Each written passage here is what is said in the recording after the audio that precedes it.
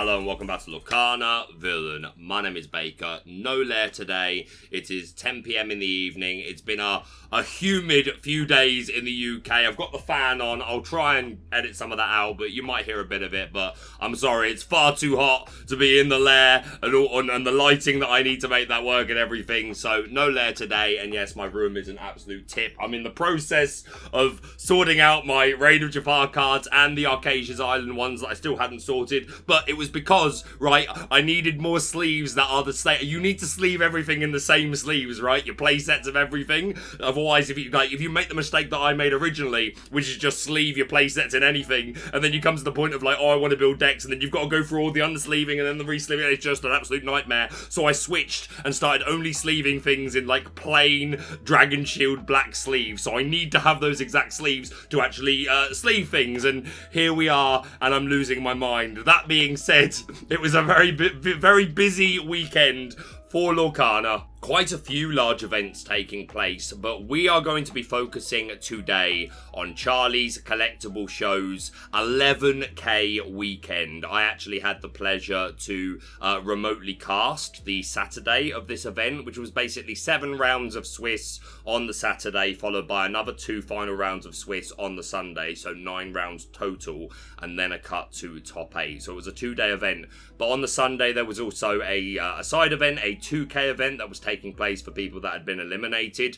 Today we're just going to focus on the main event, the 11k, but expect more content over the next couple of days. We'll look at that 2k. There was also a 94 player event, Safari Zone Collectibles, 70 player event Playing Ducks, 158 player event in France. So lots to review, so expect that over the next few days. But as I said, we're just going to focus today on the top 8 deck lists from the 11k. So let's get into it. A shout out to the channel sponsor Cardmarket. If you're looking for Lorcana singles at competitive rates, then check out Cardmarket. But let's look at some top 8 deck lists. So for our first few weeks of data, it's actually been pretty wide meta overall. We've seen a lot of inks being represented at different large events. Today, that's not so much the case. There are a couple of different inks to look at, but things being a little more heavy-sided today in one particular ink combination's favour, so we'll get to that. But the most common deck type was not the winner of this event. The winner was Amethyst Steel, brought by Christopher Baxter. We've got Yensid Broom engine going on. Let's go. Let's start with the spice straight away. I know Spessie's going to be ever so happy to see this. Yensid, Powerful Sorcerer, is a 2-cost inkable 1/3 quest for 1. When you play him, if you have a magic broom in play, then you can draw a card. Drawing cards as king. An Arcane Study. While you have 2 or more broom characters in play, this character gets +2 lore. So the best of all the brooms we have is the 1-drop, who we're seeing here at a 4 count. Obviously this is always a consideration in Amethyst decks, no matter what style you're building. And we're also running 4 copies of the Magic Broom Aerial Cleaner, who's a 2-cost inkable 2/3 and gains evasive during your turn, which has seen play, is a good meta response to things like Diablo, and obviously combined with this 2 strength, you can crab to take out a genie. And just this 2-cost magic broom from Steel has seen play here and there. But yeah, this Yensid, not a card that comes up a lot. I mentioned Spessie. I know he took an Amethyst Steel deck with Yensid to, I think it was Atlanta DLC that he went to. And I remember him telling me that the Yensid ended up not doing a whole lot. And yeah, we don't see him much. But here, taking first place, Charlie Collectable Show, a super well-respected venue. They've been putting on large Lorcana events since the game began. And like a lot of big players go through these events. There were a lot of big names at this event in particular. So really stiff competition. So this Yensid, I mean, hey, maybe it was always ink. I am still to watch the top 8 from the day 2 stream. That's on my list, hopefully, over the next couple of days. But yeah, fascinating. And questing for 3 out of nowhere, if you're able to drop a couple of brooms and they're all cheap, that can certainly be pretty scary. And we're an aggro deck at our core. We're running docks, no rabbits in here. So, of course, 3 copies of genies to go along with that. And we are running 4 copies of the Giant Cobra for some more burst. Bogs and Diablo, so a heavy set of 1-drops. The Smee, of course, for the stats. Pete and Strength, only 3 copies of Friends is perhaps a little controversial, and 3 Fire the Cannons. Hey, maybe a little greedy, but this uninkable count is super low nonetheless. 10 uninkables, so maybe it isn't so greedy, and Fire the Cannons sometimes just wins you the game on the spot, and it's like so good on the draw, which is really important to like have cards in your deck that are good on the draw. So yeah, the Amethyst, most of this shell, no surprise to see this doing well. But the inclusion of Yen Sid, super spicy. Is this going to suddenly become a trend? We don't have long before the World Championships, but there's at least one more weekend of events, so I'll be curious to see if this Yen Sid pops up again. Nonetheless, great to talk about a card that we don't get to all that often. Yeah, huge congratulations to Christopher. Alright, in second place, we have the first of 4 Ruby Sapphire lists, our most represented decks. 3 item builds, 1 DKP sort of build. And this is Azurite, 61 cards, but yeah, a heavy item build. We see Lucky Dime and we see those 3 Maurice's Workshops that you draw a card whenever you play an item by paying 1 ink. And of course a heavy item lineup to complement that. Of course the 4 Porpsicle, the 4 Sapphire Coil in here, which are going to reduce strength and synergize nicely with the 3 Brooms and the 3/4 Sisu line that we've got in here. We've got 2 Fishbone Quills to be another way of ramping quickly. 1 Great Stone Dragon, of course, which is going to generate value as the game goes on. You get more characters into your discard.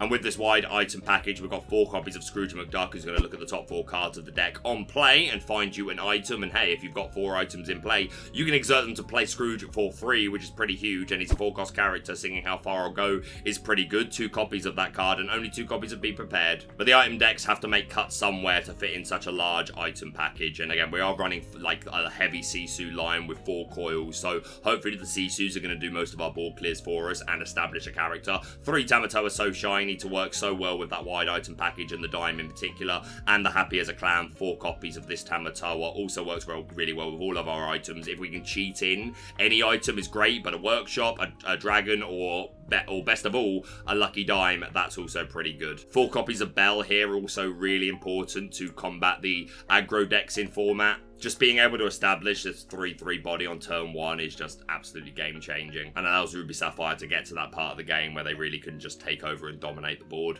1 copy of Hideaway in here as well, respecting opposing item builds. Again, it was very popular at this event, so it makes sense, and of course can deal with pesky locations as well. So yeah, the first of 4 Ruby Sapphire lists to take a look at today. This one went all the way to second place.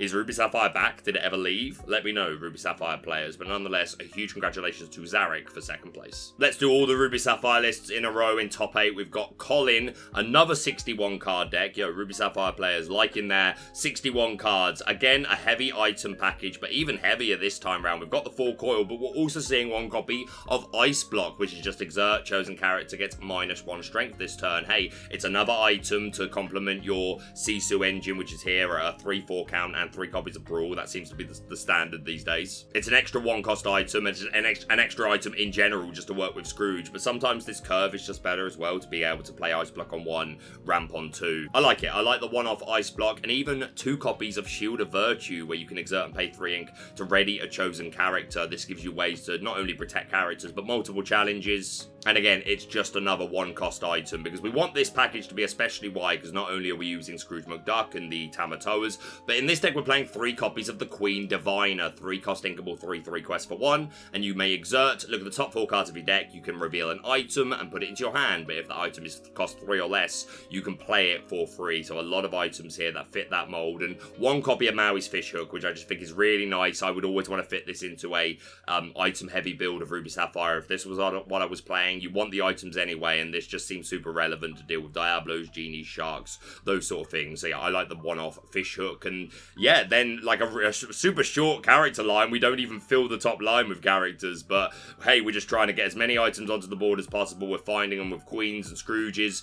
We've got Sisus to control the board with Ice Blocks and Sapphire Coils. Maui's as well, we're going to help with that. And then get the big bad Tamatoa down and win the game. And here it made top 8, so pretty good. Congratulations to Colin. Our third Ruby Sapphire list, but our final item build comes to us from Jonathan Williams, another name that comes up an awful lot when it comes to competitive Lorcana, and Ruby Sapphire, very much his pet deck. It is quite cool to see some players, like, even after the bans, have stuck with Ruby Sapphire. They've made this Maurice's Workshop engine work, and it is doing well a lot of the time. But yeah, Jonathan Williams, definitely a master at this colour combination in general. We've got the Sapphire Calls to go with the 2/4 Sisu line. Only 2 copies of the So Shiny, 3 Workshop, 2 Great Stone Dragon, the 1 Maui's Fishhook, so not as wide of an item package, but clearly enough to lead Jonathan all the way to top 8, so looks good. Congratulations to him. And our final Ruby Sapphire list from Charlie's Collectable show comes to us from Joel. In top 8, we've got a DKP style list. DK Shark. 4 copies of that Maui Shark with Evasive. Whenever you play an action, you gain a lore. And when he challenges a character, you can return an action from your discard to your hand. And obviously, all of those abilities are good, but the lore burst that he provides allows for the 4 copies of Develop Your Brain, 4 Sail, 4 Vision, all of these low-cost actions to just be all the better. And of course, searching us through the deck, finding pieces that we need. We don't have an awful lot of card draw. We've got Porpsicles, but other than that, we're just revealing cards from the deck, courtesy of How Far I'll Go, Vision, Develop Your Brain, Grand Martala, and hoping to find the right ones. We've got 2 copies of Hades in here as well for some extra spot removal. Good for a lot of things. Like in every matchup, there's going to be something that you're going to enjoy having Hades for. And even 2 copies of Let It Go. So we've got plenty of removal. We should be able to deal with Sharks, Tamatoas, anything big and bulky. 3 copies of Super Goof, and of course 4 copies of the McDuck Manor to create that headache for our opponent where they need to turn sideways, but then we're going to punish that with Sharks and Super Goof. This deck continues to rear its head. I'm super looking forward to seeing what DKP's version will look like at Worlds. Assuming that he's playing Ruby Sapphire. He might not. That might be a thing. But yeah, Ruby Sapphire, dominant in this particular meta game. It does it does beg the question. I was going to say boggle the mind, but that's not accurate at all. It's not a huge surprise. It begs the question of how much Steel Song was in this room that this deck was actually absolutely feasting on, because Steel Song continues to look very, very strong, both aggro and classical wheel versions. And obviously Ruby Sapphire traditionally is very good into the wheel versions. The aggro version I expect is a bit of a harder matchup, but if you've got, like with the item heavy build, you've got the heavy Sisu engine, which really helps. In this build, you've got the Pirate's Life. So yeah, Ruby Sapphire seemingly feasting on those sort of decks. So congratulations to Joel and all of our Ruby Sapphire players. Going back to top 4, the first of 2 Emerald Amethyst decks, both in top 4. And this one is indeed EA Tempo. Just win the game. I owe the audience an apology. If you're a long-time viewer, you know that the channel has had a bit where I do that. So I've had a long history of calling Emerald Amethyst EA Tempo, and then a while back it turned into a discard deck. So I was like, oh, I need to watch that and start remembering that there is a distinct difference. But sometimes, you know, I'm a fast talker. It blurts out. I think most people understand. Man, I got told off in the comments section recently. Bad gold, but it was at its core fair feedback. So I will try and get better at making a distinction between when it's a tempo build and when it's a discard build. This one not being a discard build, don't get me wrong, we have some discard in here with the Cursed Merfolk and the Ursulas and the Pull the Lever, but that's not our primary strategy or our engine. I would like to see Prince Johns and things like that, a bit more commitment to the discard to call it that. So yeah, this very much a tempo deck, just looking to consistently be able to stay ahead on the board state. Cards like Merlin Crab, which will allow you to trade a character up, and then you've stuck the crab on the board for the next turn to be able to maybe challenge something else, and then you bounce it back. And it's a lot of these sort of characters which allow you to stay in front when it comes to like pieces on the board that can actively do things like quest and challenge and all those sort of things. So that's where we're going to excel, and the Amethyst cards are particularly good at doing that. We've got foxes and crabs for our bounce package, and of course we've got some goats here. No rabbits, instead we've gone in the genie way of life. 1 Ursula Sea Witch Queen. Of course we're always going to be playing the Ursula Deceivers, and I think this is a 1-off, or maybe even a 2-off is a really nice decision with the amount of Steel Song around. And hey, even the aggro Steel Song, like they're still playing Storm, Strengths and Zeus's, right? So this Ursula can absolutely put in some work and threaten a sudden shift and quest for 3 that can be huge. And we do indeed have that Pull the Lever engine. Pull the lever, either draw 2 or your opponent chooses and discards a card, or wrong lever, where you can return a character to their player's hand, or if you've got to pull the lever in the discard, then it goes to the bottom of their deck. Again, an example of a card that's a tempo card. You're bouncing something from the field, they then assumedly have to repay that ink on the following turn to get it down, so we love to see it. But hey, if we put it at the bottom of their deck, even better. We got a couple of white roses for some more lore gain, 1 copy of Peter Pan Shadow Finder, not a lot of rush to really complement him, the genie of course, but no Iago's, nothing like that. But this Peter Pan Shadow Finder, a nice answer to certain evasive characters, Diablos, or you can boost it with Crab to answer a Shark or a Genie, something like that. 4 copies of Go-Go Tamago for that lore burst, a wide package of some of the best 1-drops in the game, courtesy of Amethyst. And we are seeing 4 copies of just the Diablo Spiteful Raven. A lot of Emerald Amethyst decks recently running a full Diablo engine. This one just running 4 copies of this 2 cost that has evasive, which I think is perfectly reasonable. Again, another character that can deal with, it can either sit there and quest if your opponent doesn't have an answer, or you can use it in conjunction with crabs to hit bigger things. And to be fair, that is something that works with the Peter Pan Shadow Finder quite nicely. So yeah, super mid-range, looks good. Congratulations to Dan Snyder. And our last EA Tempo Just Win the Game deck, also in top 4, comes to us from Thomas Vu. 61 cards. We've got a 3/3 Pull the Lever engine.